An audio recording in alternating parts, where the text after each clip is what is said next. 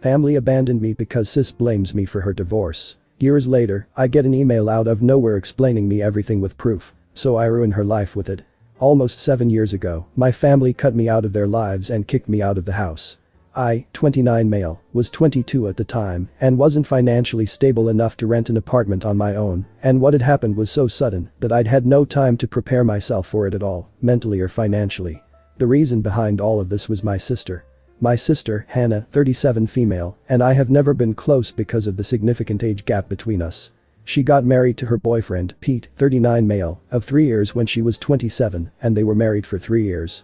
They got divorced 3 years into their marriage because Hannah had accused Pete of having an affair with one of my friends. I've been living with my parents after college since I just started working, and I wanted to save some money before I moved out. My parents were okay with that arrangement as well, but that was only until my sister announced her divorce. She just came back home one day, crying hysterically, and announced that she'd filed for divorce because her husband had been cheating on her for 6 months now. And then, she went on to throw me under the bus for introducing my friend to him. My friend, Emily, 28 female, was trying to gain weight, and since Pete was a certified dietitian, he agreed to help her out. I'd been the one to introduce her to him, and apparently, she was the one Pete had been cheating on my sister with. I was shocked that this was happening because even though Emily and I weren't close, I knew for a fact that she was a good woman and would never get with a married man. Besides, cheating was so out of character for Pete as well. He was totally smitten with Hannah and only ever had good things to say about her, so I found it incredibly hard to believe that he cheated on her. I had my doubts, but my parents believed her instantly and didn't even question anything in spite of the fact that she never had any proof of him cheating. They just took a word for it, but I'm not gonna hold that against them, since they would choose their own daughter over their son-in-law, regardless of who was right. What I didn't understand was why they readily kicked me out just because Hannah said so. She just stormed in one day, threw a tantrum, and somehow convinced my parents to throw me out, simply because I'd been the one to introduce Emily to Pete. She accused me of ruining her marriage, and my parents agreed with her, for some reason. I was devastated and tried to stop my parents, but they weren't ready to listen to me at all, and told me that if I didn't leave them, they'd forcefully kick me out. In just one day, I'd lost my family and my home, and had absolutely no idea where to go. I was literally sobbing out on the sidewalk with all my stuff for an hour or so, before I was able to pull myself together and went to a friend's house for the night. I tried contacting them every single day for the next few days, but didn't have any luck. My friend was kind enough to let me live at his place until I was able to find an apartment for myself. Unfortunately, my parents had pretty much made up their minds that I was in the wrong here, and I was the one responsible for the divorce. My mom and dad had actually told me that they were disgusted by what I'd done before kicking me out, which didn't even make sense, because it wasn't as if I'd been the one who Pete cheated with. They'd blocked my number so I couldn't get through to them at all, and when I tried to visit them, my mom threatened to call the cops on me if I didn't leave. So after that, I finally realized that they were serious about this and actually did blame me for whatever had happened. I don't think I had any reason to be surprised since my sister always had been the favorite child. My parents had never really planned for a second child, so I ended up always getting sidelined, and while I didn't care much for it growing up, I didn't know that it would lead to something so huge. Thinking about it now, I guess I should have seen it coming, but honestly, I don't think anyone in my place could have seen something like this coming. Anyway, I even tried to figure out things for myself to make sense of it all for the next couple of weeks, since Hannah and my parents had practically cut me off altogether and I had no way to get to them. I couldn't speak to Pete either because he blocked me too, which didn't make any sense to me. I couldn't find him either because both Hannah and Pete had vacated the house they used to live in and had left to live with their respective parents instead.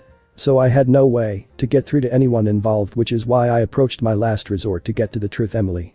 Like I said, Emily and I weren't really close, but I had to do what I had to do, so I just asked to meet her one day and explain the situation to her. I asked her if what Hannah had said about the affair was true, and she denied it vehemently. And I believed her, to be honest. Emily told me that she'd only ever met Pete a few times, and only in a professional capacity, so there was absolutely nothing going on between them, and she had no idea why Hannah would say something so awful about her. She even told me that she'd had a steady boyfriend for a couple of years already and was planning to get hitched in a few months, too. She even showed me pictures, and what she told me was way more convincing than whatever Hannah had said. I had no proof, but I just knew somehow that Hannah had been lying about the real reason for the divorce. But since I had no proof, I couldn't go back to my family, and I most certainly couldn't go back without it. Back then, I was pretty desperate to go back to living with my family since I really missed them, despite what they'd done to me. With time, however, I was able to get over it and move on with my life. I managed to find a place and made my job the purpose of my life so that I'd have something to distract myself with. And I also had to pay the bills, so it was a better way of coping than just sitting around and being depressed, since I didn't have any other option either. I was hurting a lot, but I knew I had to go on somehow, with or without my family's support. Years passed and now, I'm doing much better in life. I've moved from my tiny apartment to a much bigger one and even got engaged to my girlfriend of 2 years around a week ago. And our engagement post is what ended up being a game changer for me, because just a few days after that post, I received an email out of literally nowhere that not only explained the entire story of Hannah's divorce to me and gave me all the answers I needed, but also had proof attached. My fiancée, Liza, 30 female, usually only posted us on Instagram, but the picture from our engagement made it to her Facebook feed as well, where she had a wider audience. It was a public post as well and a lot of people saw it, including my ex-brother-in-law Pete. He happened to be someone my fiancée had met at a seminar a few years back since she was a doctor and had ended up adding him on Facebook, which is how he found me. It really is a small world and for the first time, I was glad about it.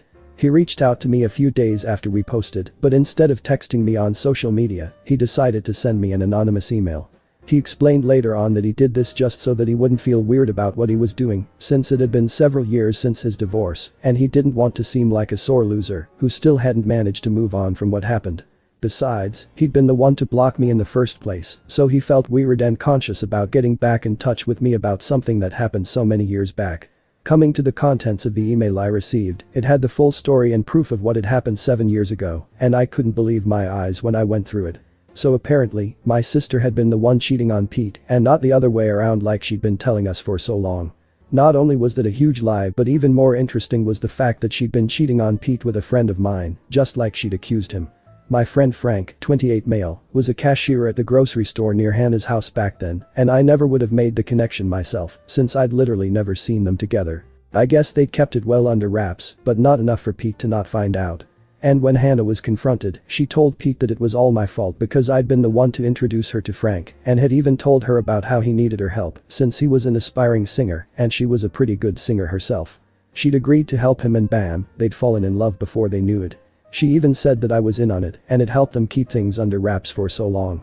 Obviously, all of this was a complete lie and I hadn't even known that Frank and Hannah had something going on. He was outraged when he found out and ended up blocking my entire family, which he admits now was kind of stupid on his part, but he was so angry that he hadn't given his actions much thought. Of course, he told me all of that in person since the email itself was meant to be as impersonal as possible, as he didn't want it to be traced back to him, but I did figure it out.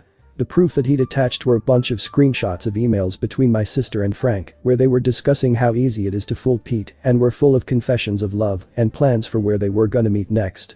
There was no way she could deny any of this because she'd even signed off in the emails with her middle name, which not many people are aware of. I had her dead to rights. I figured out that it must have been Pete who'd sent me this email after I combed through Li's Facebook friends, because my gut feeling told me that this definitely had something to do with social media, and when I was finally able to find Pete in her list, I got in touch with him. We decided to meet a few days ago, and he told me that he'd found out about what Hannah had told her family from Emily, who'd met him a couple of years back. I told her to keep my side of the story a secret and I was kicking myself for it when I realized that if I hadn't said that, she probably would have told Pete about it and I would have been able to prove my innocence ages ago. Anyway, they'd run into each other a couple of years ago and she'd ended up asking him about the divorce, so they got to talking and finally, he'd also learned what Hannah had told us. He confessed that he'd wanted to talk to me about it and tell me the truth, but didn't because he felt weird. I swear, if Pete wasn't so easily embarrassed, my life would have been a lot easier to deal with. I did forgive him though since I needed his help to absolutely destroy my sister and I knew he'd be on board with it as well. Hannah had definitely been lying to my parents so she'd have financial support during her divorce and had even thrown me under the bus for good measure because she'd known that one conversation with Emily and I'd know the truth. I couldn't wrap my head around the fact that someone, especially someone who was related to me by blood, could be this selfish. I'm sure she'd never bothered to set the record straight either, and my parents had just lapped up whatever lies she'd been feeding them during her divorce.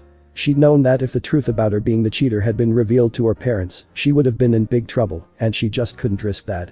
Well, too bad, but it was finally out now and I was going to use it to ruin her life just like she'd ruined mine all those years ago. I didn't know if my family lived in the same house since I hadn't visited them for 7 years, but as luck would have it, they hadn't moved. I confirmed with an old neighbor of mine before showing up and was glad to learn that Hannah was still living with them as well. That wasn't very surprising to me because Hannah always had been a couch potato and hated doing any work herself, so if she had the option of living with her aging parents and making them do all the chores for her, she'd definitely do it. Anyway, 2 days back, Pete and I just showed up without warning at their house. My mom opened the door and we barely even gave her any time to register what was happening before we walked in. My dad and Hannah were also present in the living room and we were one happy family again. But not for long since their expression soured just as soon as we entered. My dad began to threaten us immediately and said that he'd call the cops if we didn't get the hell out of his house, and I shot right back, saying that he was free to do whatever he wanted to, but only after he'd read the documents that we were about to show them. My parents looked incredibly confused, but Hannah looked like she was gonna barf and excused herself so that she could go to her room. I thought she was trying to escape, but there was no point in doing so anyway. Pete went on to show the divorce documents and the screenshots of Hannah and Frank's emails while I explained the real story. Pete also told my parents how Hannah had to give up our family heirloom, my grandmother's diamond ring, in the settlement because she couldn't afford to pay him the money since she's a high school teacher, so she had to sell the ring instead. My parents were already horrified by what we told them, and that was just the cherry on top. We watched the drama unfold as my dad demanded an explanation from Hannah for all that had happened, and when she still tried to lie and cover up the truth despite all the evidence against her, my dad promptly kicked her out. He packed her stuff for her and handed over the bags to her, then told us all to get the hell out of their house.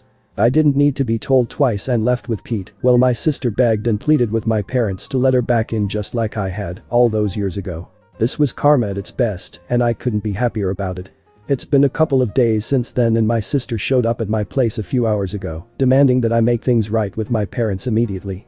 I didn't even know how she found me, but I told her that I didn't know her anything anymore. She'd ruined my life once, so I repaid her the favor, and we were now fair and square. I guess she really had no pride left because as soon as I said that, she started sobbing and accusing me of being a monster.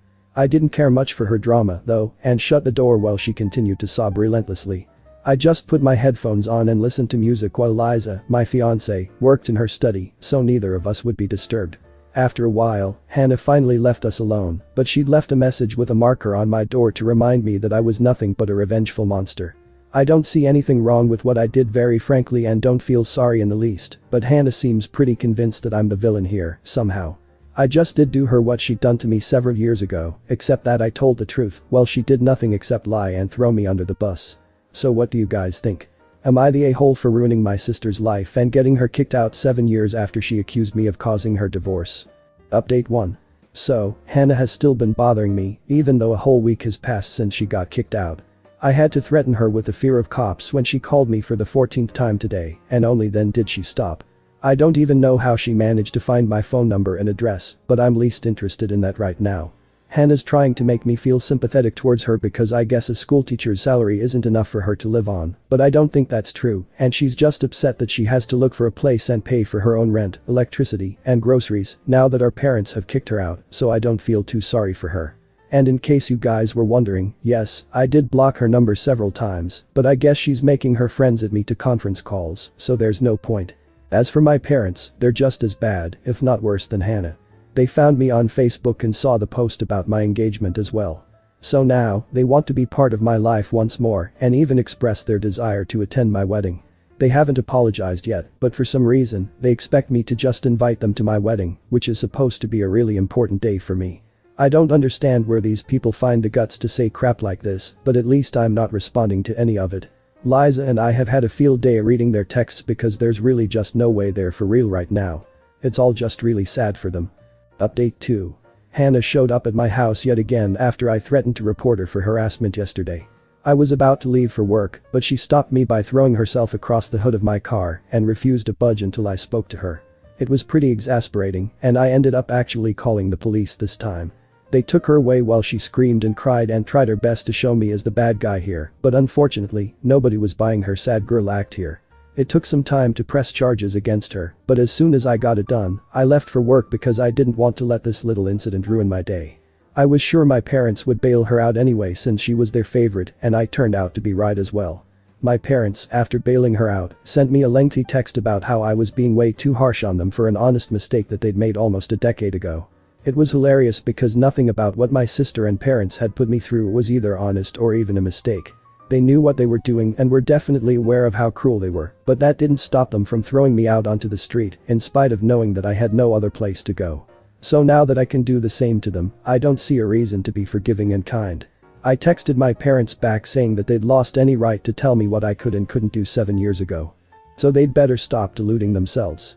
I haven't blocked them yet since I haven't had the time to check my messages, but I will soon. Hopefully, then I'll be rid of this entire family for good. Update 3. I just got back home from work and checked my socials, only to see that my parents had yet again sent me another long message. Liza and I went through it together and I swear, this was the funniest thing I've ever read. I guess the poor folks don't even know that I'm not even hurt by anything they say or do now, I'm just laughing at how delusional and pathetic they are. Apparently, they still believe that we're family and told me that they've taken Hannah back in with them and have decided that both their kids deserve a second chance. As if I'd ever been in the wrong at all. So while they'd taken my sister back in, they also expected me and Liza to come to their house sometime soon for dinner, and so we could sort out our differences in a civilized manner before the wedding. Bold of them to assume that I'd even want them at my wedding in the first place. We had a good laugh about their stupid message, and after that, I wrote right back saying that I wasn't interested in the slightest in anything that they'd invited us to, and was just fine living away from them like I had for these past 7 years. They'd shown me that I was better off without them, and I was forever going to be thankful for that. I didn't need them at all anymore, and neither did I want their so-called forgiveness, so they could peacefully continue to play happy family with my sister like they had been so far. With that last text, I blocked them once and for all because I didn't even want the laughs anymore. I was done and I was out. I'm sure they'll try to get back in touch with me one way or another soon, but too bad for them. I'm not having it anymore. Liza is the only family I need now and I'm happy with just her. My parents and my sister have unfortunately never been able to look beyond themselves, and I highly doubt that they ever will, so the next time they get in touch with me, they'll be speaking to my lawyer as well, and that's a promise.